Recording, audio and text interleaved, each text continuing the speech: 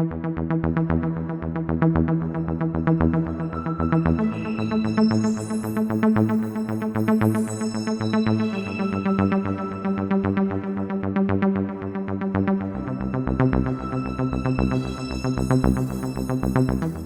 ماہ شدید انتظار کے بعد آخرکار دنیا کو خوشخبری مل گئی۔ امریکن اور جرمن دواساز کمپنیوں نے مل کر کرونا ویکسین تیار کر لی۔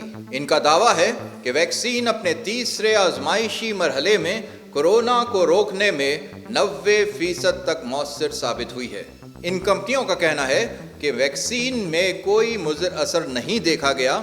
وہ رواں ماہ انتظامیہ سے ویکسین کے ایمرجنسی استعمال کی منظوری کے لیے رجوع کریں گے۔ دواساز امریکی کمپنی فائزر کے چیئرمین البرٹ بورلا کا کہنا ہے کہ تیسرے فیز کے پہلے حصے میں آنے والے نتائج سے ظاہر ہوتا ہے کہ یہ ویکسین کورونا کو روکنے کی صلاحیت رکھتی ہے۔ کورونا ویکسین کی تیاری میں کامیابی کی خبر ملنے کے بعد امریکہ سمیت عالمی اسٹاک مارکیٹوں میں تیزی کا رجحان دیکھا جا رہا ہے، جبکہ امریکی خام تیل کی قدر میں بھی 8% اضافہ ہوا ہے۔